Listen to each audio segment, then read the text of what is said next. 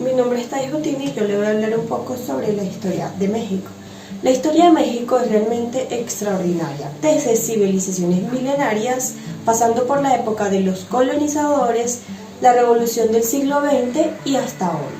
La historia mexicana abarca el ascenso y la caída de las grandes civilizaciones. La dramática colisión y fusión de las culturas españolas e indígenas y una guerra revolucionaria iban a cambiar el panorama político del país y renovar así su identidad cultural.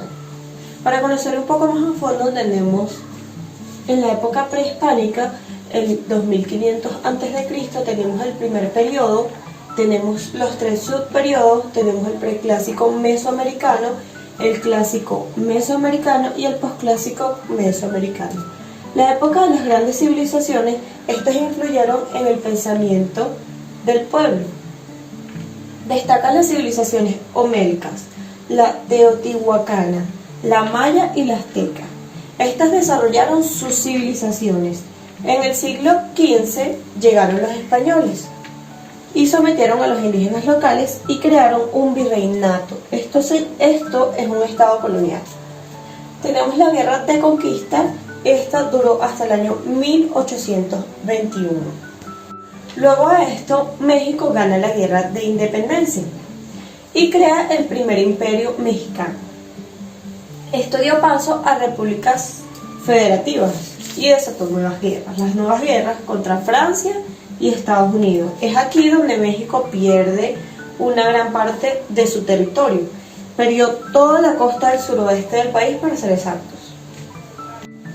Luego de esto, una relativa estabilidad comenzó en 1876, cuando llegó al poder Porfirio Díaz, que quedaría al mando del país hasta el 1910. Pero no te confundas, la estabilidad no siempre es buena, especialmente si se trata de una dictadura política. Lo bueno de esta época porfiriato fue que México se modernizó. Lo malo es que la dictadura, como es obvio, no le gustaba a la mayoría. La tensión social era cada vez más fuerte. El dinero se concentraba en las manos de unos pocos y se desembocó en una inevitable revolución. La historia de México no acaba aquí. Tras la revolución y hasta el 2000, en México se sucedieron los reformistas, partido que luego en los años 40 pasaría a denominarse PRI, Partido Revolucionario Institucional. Una figura esencial de la de Lázaro Cárdenas del Río, que en 1937 toma el mando del país y se encarga de cumplir con varios temas que desde hace años se venían hablando. Primero de todos, la reforma agraria. También nacionalizó los ferrocarriles y expropió el petróleo, que hasta entonces estaban en manos de las compañías extranjeras. Fue uno de los presidentes mejor valorados de la historia de México. Aunque hay que recordar que no todo fue bonito, la corrupción política y los altos índices de pobreza allí estaban. Hubieron otros presidentes hasta el día de hoy, que el nuevo presidente electo de México es Andrés Manuel López Obrador, del movimiento Regeneración Nacional. Este tomó posesión el 1 de diciembre del 2018 y estas fueron algunas de sus promesas. Algunas fueron reducir el sueldo un 50% de la que lo tenía el actual presidente, renunciar a vivir en la residencia oficial Los Pinos, vender el avión presidencial. Dijo que Trump tiene un avión como el de Peña. También dijo que lucharía contra la pobreza por el bien de todos. Decía que primero los pobres. También era desterrar la corrupción, incluso si es de familiarizarse o amigos.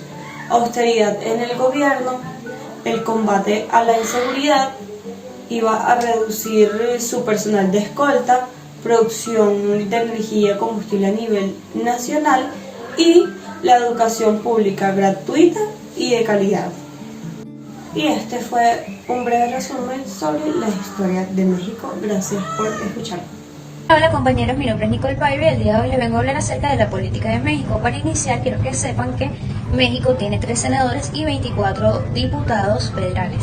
Según su propia constitución, su forma de gobierno consiste en una república representativa, democrática, laica y federal compuesta por 32 entidades federales, 31 estados y la capital federal.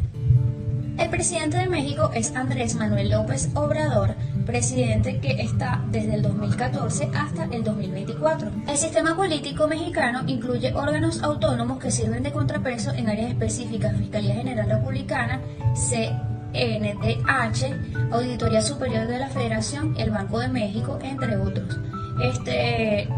Según la ley que se rigen, habla sobre la soberanía, el poder público, el origen, la correspondencia del pueblo, y decide ejercerlo a través de un sistema de separación de poderes donde está el presidente, el Congreso de la Unión y el Poder Judicial. El se refiere al titular, el jefe de Estado o jefe de gobierno, asimismo comandante supremo de las Fuerzas Armadas, en este caso a Andrés Manuel López Obrador, elegido mediante el voto directo universal. Una vez electo, entra a las funciones el 1 de septiembre del año de su cargo durante los 6 años de periodo de gobierno.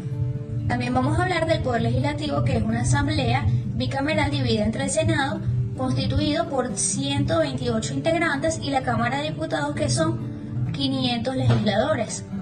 La vigente Constitución de 1917 prevé que este órgano, con título tercero, segundo, entre otras secciones, que especifican las obligaciones, facultades, requisitos y restricciones del aparato legislativo. Principalmente la facultad exclusiva entre los poderes de la Unión, repartida por las dos cámaras para estudiar, discutir, votar, emitir e iniciar las leyes, reglamentos, parlamentos durante los periodos y sesiones que posea el Estado mexicano. Bueno, también podemos hablar del Poder Judicial. El Poder Judicial de la Federación está integrado por la Suprema Corte de Justicia, el Tribunal Federal Electoral, el Consejo de la Judicatura Federal, los juzgadores del distrito, los tribunales de colegios, el circuito de los tribunales, entre otras entidades políticas. La Suprema Corte de Justicia en la Nación es el máximo órgano judicial, el cual está compuesto por jueces y magistrados, siendo responsable de la dirección del organismo mayor y representante de los otros poderes. Las entidades de la Federación Mexicana son libres y soberanos, autónomas en el régimen interno, tienen facultad de gobernarse según sus propias leyes.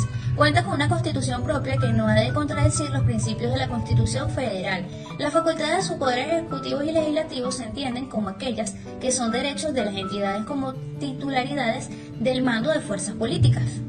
La organización política de cada estado se basa en una separación de poderes. El poder legislativo recae con un Congreso unicameral, el poder ejecutivo recae con un gobernador de efecto por el sufragio universal, y el poder judicial, que recae sobre un Tribunal Superior de Justicia, dado que los demás estados tienen autonomía legal. Los estados se dividen internamente en municipios o demarcaciones. En el caso de Ciudad de México, cada municipio goza de autonomía, capacidad de poder elegir su propio ayuntamiento, el cual es posible en mayoría de los casos de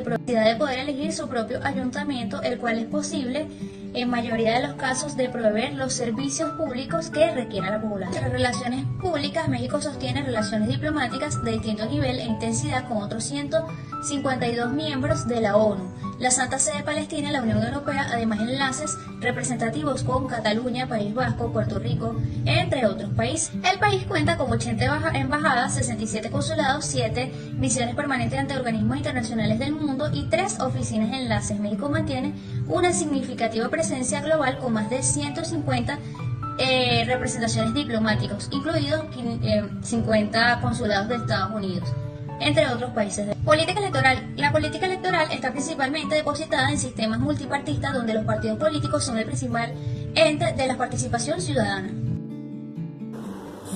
Buenos días, mi nombre es María Alex y le voy a hablar un poco sobre la geografía de México. México es un país localizado en el extremo meridional de América del Norte. Tiene una costa oriental bañada por el Golfo de México y el Mar Caribe, que forman parte de un ponente enorme litoral bañado en el Océano Pacífico. Limita al norte con los Estados Unidos y al sur con Guatemala y Belice. México comparte una larga frontera con los Estados Unidos de América y al sur con Guatemala y Belice. Al este limita con el Golfo de México y al oeste con el Océano Pacífico. Aproximadamente el 85% del país, con la excepción de la península de Yucatán y de las llanuras costeras del este y el noreste, está formado por cadenas montañosas, mesetas y numerosos valles. La Sierra Madre Occidental y la Sierra Madre Oriental corren paralelas a ambas costas. El territorio mexicano comprende numerosas islas localizadas en su mar matrimonial. Buenos días, mi nombre es Ernesto González y procederé a hablar sobre la economía en México. La economía mexicana está basada en el mercado libre orientado a las exportaciones. Es la primera economía de Hispanoamérica y la segunda de América Latina, y la tercera economía de mayor tamaño en América, después de Estados Unidos y Brasil. Según datos de 2014, el Producto Interior Bruto del país superaba el billón de dólares, lo que lo colocó en la economía mexicana como la 13ª más grande del mundo y la 13ª por Producto Interior Bruto, PIB. De acuerdo con el Banco Mundial, a pesar de su estabilidad macroeconómica, que ha reducido la inflación y la tasa de interés a mínimos históricos y que ha incrementado el ingreso per cápita, existen grandes brechas entre ricos y pobres en los estados del norte y el sur de la población entre lo urbano y lo rural. La economía contiene una mezcla de industrias y sistemas agrícolas modernos y antiguos, ambos dominados por el sector privado. Los gobiernos recientes han expandido la competencia en puertos marítimos, telecomunicaciones, la generación de electricidad, la distribución de gas natural y el modernizar de la infraestructura. Se trata de una economía orientada a las exportaciones, como ya he dicho, con un comercio exterior enmarcado en tratados de libre comercio con más de 40 países.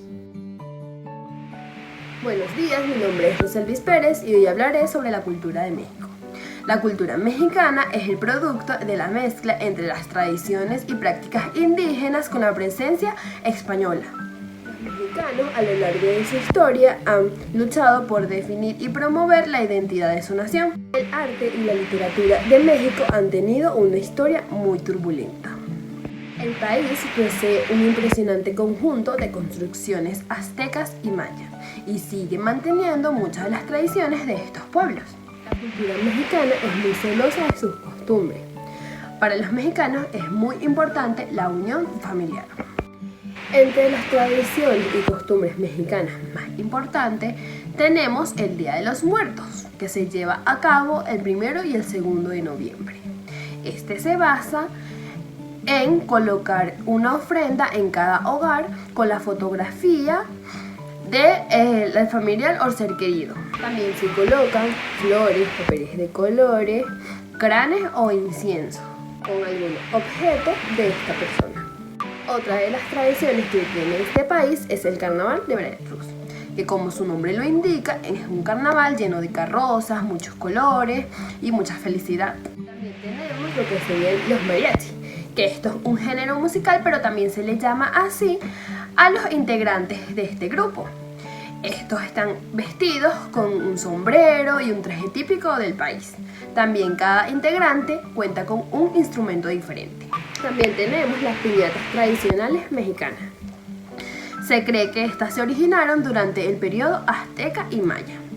Esta tradición ha recorrido todo el mundo, principalmente en fiestas de cumpleaños. Tenemos lo que sería la bandera de México, que está representada por los colores verde, que significa esperanza, el blanco que significa unión y el rojo que significa la sangre de los héroes caídos por la patria.